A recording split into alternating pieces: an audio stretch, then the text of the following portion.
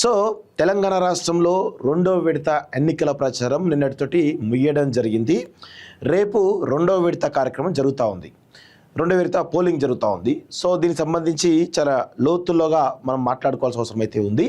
అయితే ప్రతిసారి కూడా మీరు గతంలో మనకున్నటువంటి రిజర్వేషన్స్ కంటే ఏవైతే బీసీలకు ఇచ్చిన రిజర్వేషన్ ఏవైతే ఉన్నాయో దానికంటే కూడా మనకి ఎక్కువనే వస్తుండే.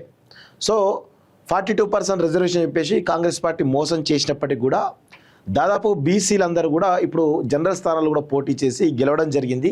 దాదాపు 50% పైగా సీట్లను బీసీలు గెలుచుకోవడం జరిగింది.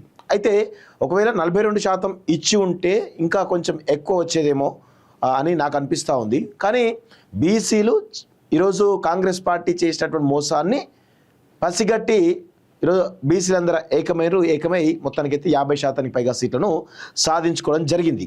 సో ఇక్కడ గుర్తుపెట్టుకోవాల్సిన అంశం ఏంటంటే బీసీలకు కాంగ్రెస్ పార్టీ 60% సీట్లు ఇస్తా అని చెప్పేసింది పార్టీ పరంగా. కానీ కొంతమంది అగ్రవర్ణాల్లో ఉన్నటువంటి కొంతమంది రౌడీలతోటి మంత్రుల అండ చూసుకొని కొంతమంది తాగుబోతు నాయాలు రౌడీలందరూ కూడా కబ్జాకోర్లు హత్యా రాజకీయాలు చేసేటువంటి కొంతమంది దుర్మార్గులు బీసీలను అనగదొక్కేటువంటి ప్రయత్నం చేశారు. రీసెంట్గా మేము చూసినాం కదా, ఎల్లమ్మగూడెంలో ఒక యాదవ్ సమాజం సంబంధించిన వ్యక్తిని కిడ్నాప్ చేసి మద్యంలో మూత్రం దాయించేటువంటి సంఘటన మనం చూసినాం. అదేవిధంగా సూర్యాపేటలో బీఆర్ఎస్ పార్టీ సంబంధించినటువంటి ఒక యాదవ్ బిడ్డను ఈరోజు రాళ్లతోటి కొట్టి చంపినటువంటి సంఘటన చూసినాం.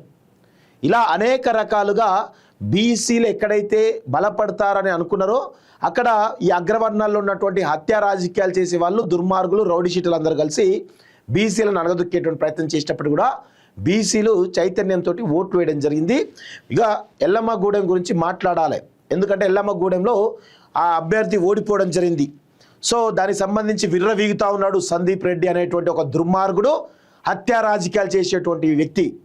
కోమటిరెడ్డి అండా చూసుకొని ఎగురుతా ఉన్నాడు. అక్కడ పోలీసుల మేము ప్రెస్ మీట్ పెట్టడానికి పోయినాం. అక్కడ ఊరి పేరు దౌర్జన్యం చేయడానికి పోలే సందీప్ రెడ్డి.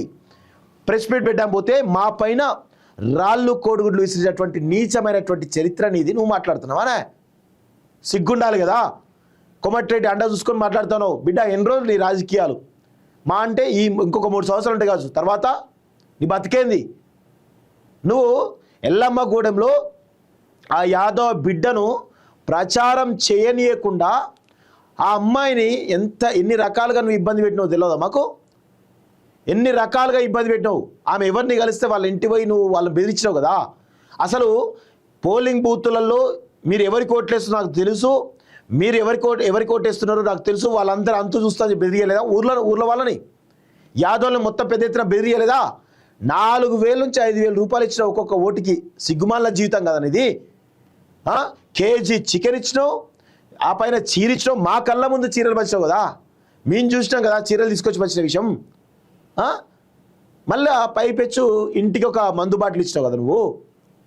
ఇవన్నీ ప్రలోభ పెట్టి ప్రచారం చేయలేకుండా భయపెట్టి అక్కడ ఉన్నటువంటి దళితుల పైన బీసీల పైన ఆజమాయిష్ చెల్లించే ప్రయత్నం చేసినావు, రౌడీజం చెల్లించే ప్రయత్నం చేసినావు.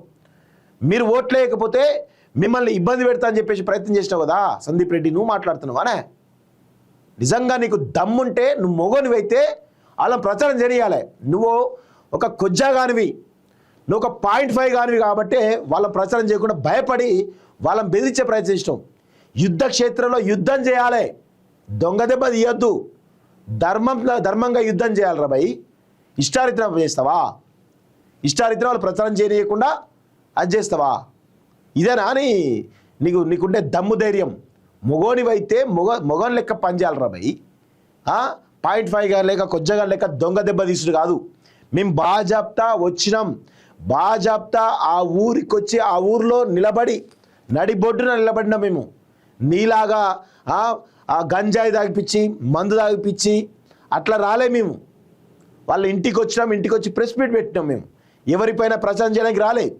మీరు మా మీద రాళ్ళు కోడిగుడ్లతో దాడి చేస్తూ ఉంటే మేము బయటకు వచ్చి అరే మేము ఉన్నప్పుడే ఇంత దారుణమైన పరిస్థితి ఉంటే మేము లేనప్పుడు ఈ బిడ్డను ఎంత దారుణంగా వేధిస్తున్నారో అర్థం చేసుకొని మేము బయటికి వచ్చి ఆమెను ఊర్లో తీసుకొని ప్రయత్నం చేస్తే రాళ్ళు కొడుగులతోటి మమ్మల్ని మా పైన దాడి చేసినావు కదా.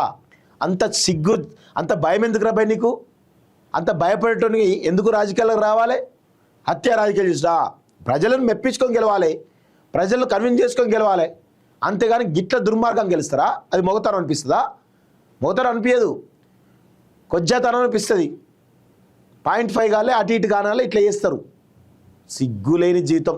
ప్రజల్ని భయపెట్టి ఓట్లు వేసుకున్నావు, అదో గెలుపారా? రై ప్రజలను గెలిపించి ఓట్లు వేసుకుంటే అదో గెలుపా?